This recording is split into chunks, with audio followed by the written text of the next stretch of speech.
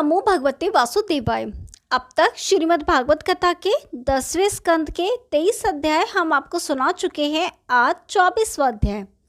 श्री शुकदेव जी बोले, हे परीक्षित, अब गोवर्धन पर्वत को अपनी उंगली पर उठाने की कथा सुनो। ब्रजमंडल में प्रतिवर्ष कार्तिक कृष्ण चतुर्दशी को सब ब्रजवासी 56 प्रकार के पकवान व्यंजन बनाकर देवताओं के राजा इंद्र की पूजा किया करते थे। अतः जब वह दिन आया तब ब्रजवासियों ने इंद्र की पूजा के लिए अपने अपने घरों में भांति भांति के मेवा मिष्ठान बनाने शुरू किए। यशोदा जी की दासियां भी सब पदार्थों को पवित्रता से बना बनाकर संभाल कर रखती जा रही थी। बच्चों से यह कह दिया गया कि कोई किसी पदार्थ को ना छुए। हे परीक्षित, जब श्री कृष्णचंद्र जी ने सब तैयारियां देखी तो अपने मन में यह विचार किया कि यह पकवान हमारे ही किसी देवता के काम आने चाहिए। यह निश्चय करके उन्होंने यशोदा जी से पूछा, हे मैया, आज सब ब्रजवासियों के घरों में भांति भांति की मिठाइयाँ बन रही हैं, सो इसका क्या कारण है? यह सुनकर यशोदा ने उत्तर दिया, हे पुत्र, इस समय मुझे बात करने का अवकाश नहीं है, अतः तू अपने पिता के पास जाकर पूछ ले।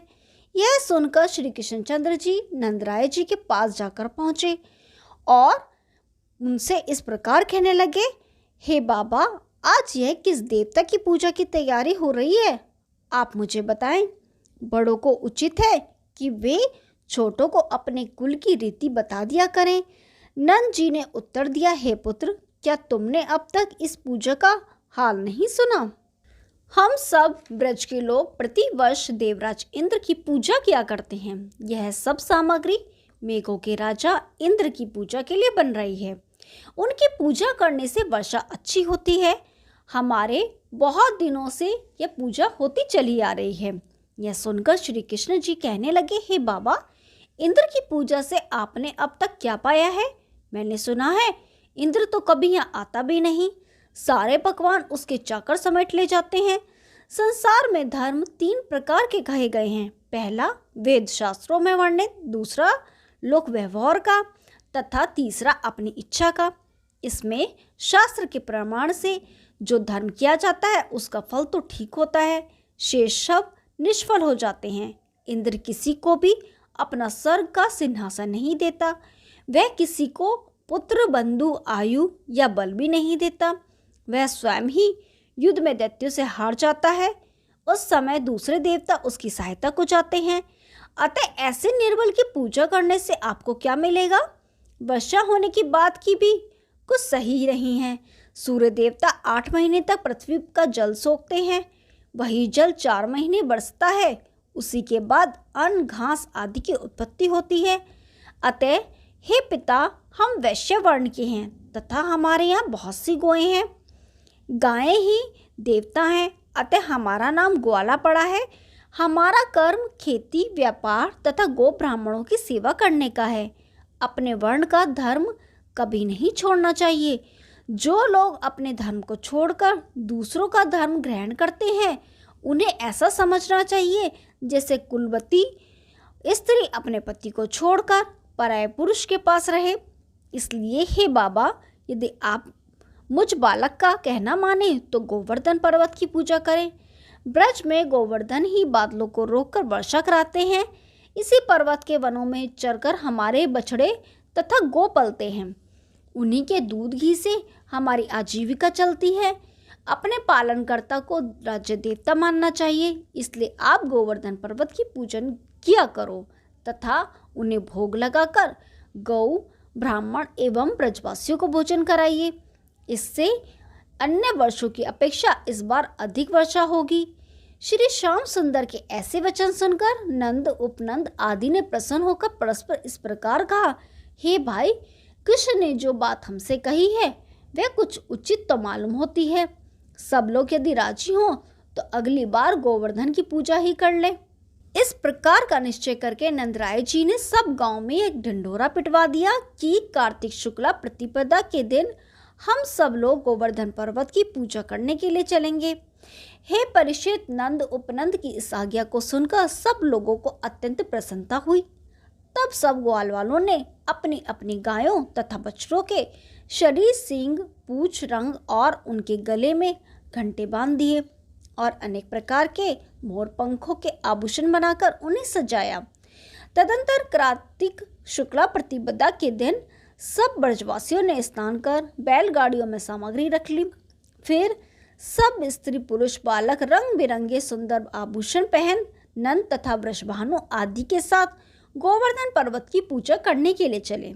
हे परीक्षित, गोवर्धन पर्वत पर पहुंचकर सब लोगों ने श्री कृष्णचंद्र जी की आज्ञा अनुसार गोवर्धन पर्वत को दूध की धाराओं से स्नान कराया।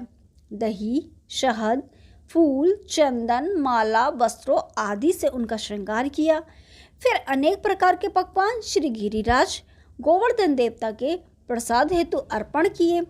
उस समय गोपों के पकवान और व्यंजनों का ऐसा भारी अन्नकूट लगा कि सारा पर्वत दूध, दही, मक्खन और पकवानों से ढक गया। उस समय हजारों घी के दिए जल गए, धूप की सुगंध महक उठी।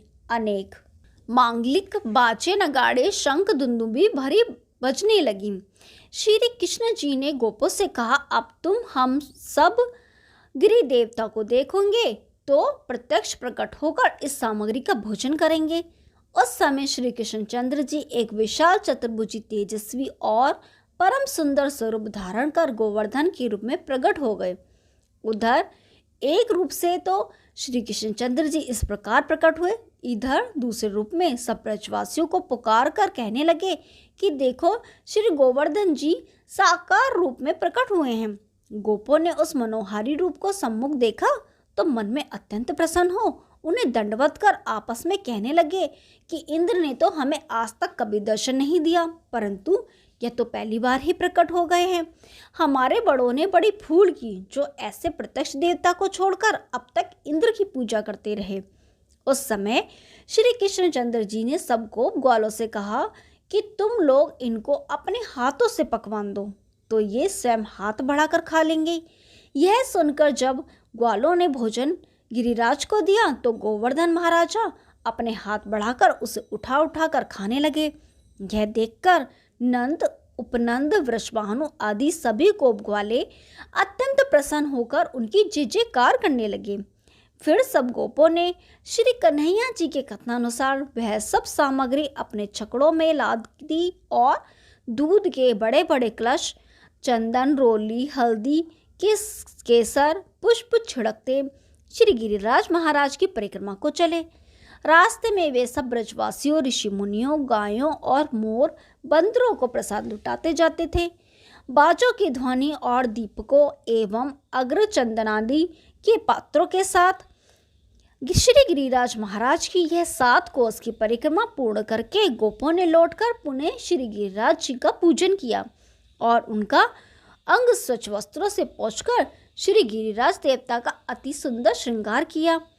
हे परीक्षित, भोजन करने के पश्चात जब महाराज अंतर्धान हो गए तब नंद जी ने ब्राह्मणों, गायों एवं गोपों को छक्कर भोजन कराया।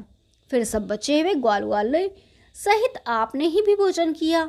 फिर वे ब्रजवासी अत्यंत प्रसन्न हो मंगलाचार करते हुए गौ एवं बछड़ों के सहित अपने घर लौट आए।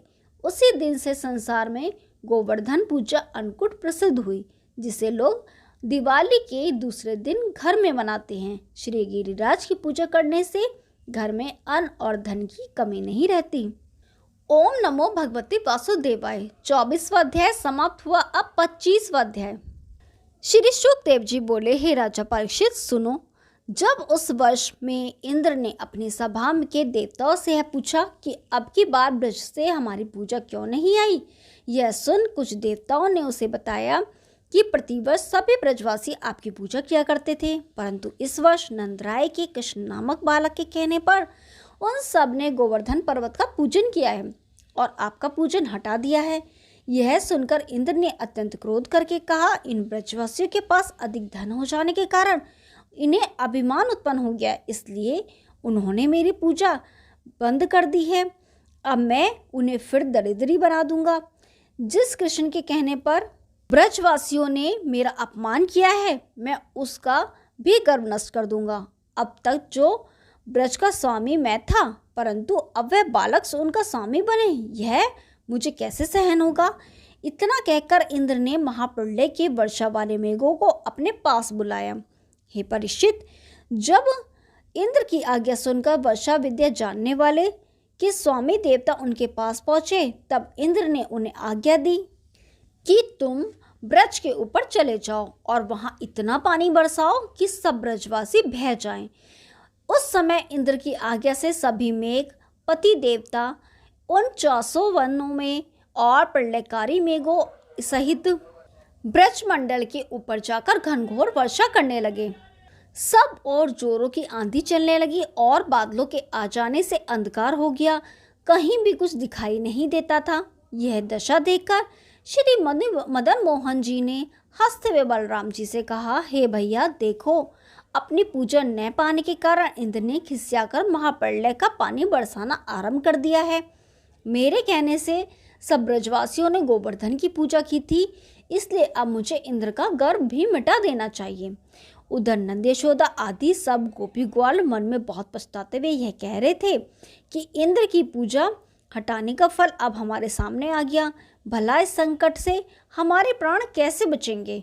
हे परीक्षित, प्रलय के समान घोर वर्षा होने के कारण जब सारा वृंदावन पानी में डूब गया, तब सब ब्रजवासी अत्यंत दुखी हुए और वे श्री कृष्णचंद्र जी के पास आ इस प्रकार कहने लगे, हे श्याम सुंदर, तुमने इंद्र की पूजा छुड़वाकर गोवर्धन पर्वत को पुजवाया, सो इंद्र क्रोध करके महाप्रलय के समान जल बरसा रहा है। अब तुम हमारे प्राणों की रक्षा करो, अन्यथा देखते ही देखते सब लोग गो बछड़ों सहित पानी में डूबकर मर जाएंगे। इस प्रकार जब सब लोग अत्यंत व्याकुल हुए, तब श्री नंद नंदन ने उन्हें धीरज बंधाते हुए कहा, हे भाइयों, तुम सब अपनी अपनी वस्तुएं गो बछड़े आदि को साथ लेकर गोवर्धन महाराज के समीप चलो, वे इंद्र का अभिमान तोड़कर जरूर तुम्हारी रक्षा करेंगे। यह सुनकर सब लोग गोवर्धन समीप जा पहुंचे। तब श्री कृष्णचंद्र जी ने गोवर्धन पर्वत को अपने बाएं हाथ की छिकुनी उंगली पर उठा लिया। फिर सब ब्रजवासियों को गो बछड़ों सहित उसके नीचे बुला के सुदर्शन चक्र का यह आज्ञा दी कि तुम इस पर्वत के चारों ओर घूमते रहो और जितना पानी बरसे उसको जलाते रहो। श्री कृष्णचंद्र जी की आज्ञा पाकर सुदर्शन चक्र ने ऐसा ही करना आरंभ कर दिया। उस समय सब ब्रजवासी श्री कृष्णचंद्र जी की प्रभुता को देखकर परस्पर इस प्रकार कहने लगे कि श्री कृष्णचंद्र जी कोई देवता का अवतार प्रतीत होते हैं, अन्यथा किस मनुष्य में इतनी शक्ति है जो वह इतने बड़े पर्वत को अपनी उंगली पर उठा ले। हे परीक्षित, उस समय श्री कृष्णचंद्र जी एक हाथ पर पर्वत उठाए हुए अपने दूसरे हाथ में बांसुरी बजा रहे थे, परंतु यशोदा मैया अपने मोह तथा पुत्र प्रेम के कारण नंदराय जी से इस प्रकार कहती थी कि हमने बालक की बात पर विश्वास कर इंद्र की पूजा छोड़ी और पर्वत को पूजा, इसी का फल यह दिखाई दे रहा है। इस समय यदि मेरे लाल के ऊपर पर्वत गिर पड़े तो बड़ा गजब हो जाएगा। इतना कहकर यशोदा जी श्री कृष्णचंद्र जी की बार बार बलैया लेकर बोली, हे भगवान, आप मेरे कन्हैया की रक्षा कीजिए। इस तरह की बातें करते हुए यशोदा जी अपने कुल देवता और श्री नारायण जी को बार बार दंडवत करके यह मनाती थी कि इस पर्वत को उठाने में मेरे कन्हैया को कोई कष्ट न पहुँचे। जब श्री कृष्णचंद्र जी ने अपने माता पिता को अधिक व्याकुल देखा तो उन्हें धैर्य बंधाने के लिए अपने ग्वालों से बोले, हे ग्वालों, तुम सब भी पर्वत में अपनी अपनी लाठी लगाकर मेरी सहायता करो। श्री कृष्णचंद्र जी के ऐसे वचन सुनकर सब ग्वाल वालों ने पर्वत के नीचे अपनी अपनी लाठियां लगा दी। इस कौतुक को देखकर पास खड़े हुए श्री बलराम जी खूब जोर जोर से हंसने लगे। इतनी कथा कहकर श्री सुखदेव जी ने कहा, हे परीक्षित, इधर तो श्री कृष्णचंद्र जी गोवर्धन पर्वत को उठाए ब्रजवासियों की रक्षा कर रहे थे और उधर मेघ मूसलाधार पानी बरसाए चले जा रहे थे। उस समय सुदर्शन चक्र पर्वत के चारों ओर घूम घूम कर सब जल को सोख रहा था, इसलिए पृथ्वी के ऊपर एक बूंद भी पानी नहीं गिर पाता था। जब इंद्र ने यह बात सुनी तो वह मेघों को सहायता करने के लिए स्वयं भी आ पहुंचा। इस तरह 7 दिन और 7 रात तक लगातार वह पानी बरसता रहा, परंतु किसी भी ब्रजवासी को कोई दुख न हुआ। सब लोग गोवर्धन पर्वत के नीचे अपने घर की तरह आनंद से बैठे रहे।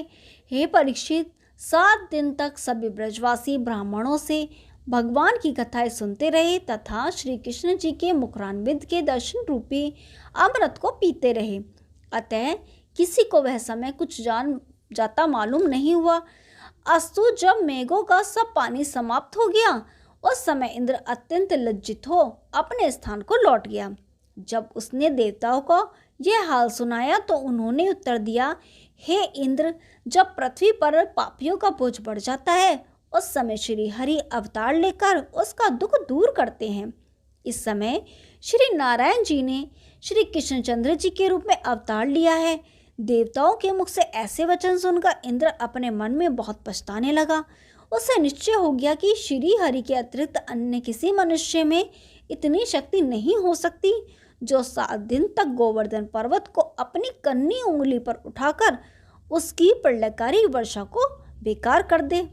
हे परीक्षित, मेघों के हट जाने पर जब वर्षा बंद हो गई और धूप निकल आई, तब सब ब्रजवासियों ने श्री श्याम सुंदर जी से कहा, हे कृष्णचंद्र जी, अब आप पर्वत को नीचे रख दीजिए। यह सुनकर श्री कृष्णचंद्र जी ने पर्वत को उतार कर नीचे रख दिया। उस समय देवताओं ने पुष्प वर्षा की। यशोदा जी प्यारे श्री कृष्ण को गोद में उठाकर बारंबार मुख चूमने लगी तथा उनके हाथ और उंगलियों को दबाते हुए प्यार से इस तरह पूछने लगी, हे बेटा, 7 दिन तक पर्वत उठाए रहने से तेरा हाथ दुख रहा होगा। श्री श्याम सुंदर बोले, हे मैया, गोवर्धन पर्वत तुम सब लोगों की रक्षा करने के लिए फूल के समान हल्का हो गया था। मैंने तो उंगली का थोड़ा सा सहारा ही लगाया था। श्री दामा आदि ग्वालों ने उन्हें अपने कंठ से लगाते हुए कहा, हे मोहन भैया, तुमने अपने कोमल हाथ पर गोवर्धन पर्वत कैसे संभाला? हमें तो यह बड़ा अचरज मालूम होता है। तब श्री कृष्णचंद्र जी ने कहा, हे भाइयों, तुम लोग अपनी अपनी लाठी लगाकर पर्वत को उठाए हुए थे, इसलिए मुझे तो उसका बोझ मालूम ही नहीं हुआ। हे राजन, ब्रज में उसी दिन से कृष्णचंद्र जी का नाम गिरधारी पड़ गया।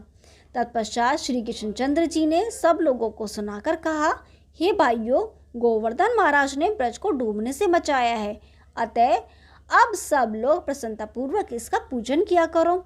यह सुनकर सब लोगों ने अत्यंत आनंदित होकर गोवर्धन नाथ का पुनः पूजन किया। नंदराय जी ने ब्राह्मणों को बहुत सा अन्न तथा धन दान दिया और सब लोगों ने मंगल गीत गाए। उस समय वृंदावन में आकर सब लोगों ने बहुत आनंद मनाया और श्री कृष्णचंद्र जी का जय जयकार किया। ओम नमो भगवते वासुदेवाय। 25वां अध्याय समाप्त हुआ। कल 26वां अध्याय शुरू करेंगे। तब तक के लिए नमस्कार।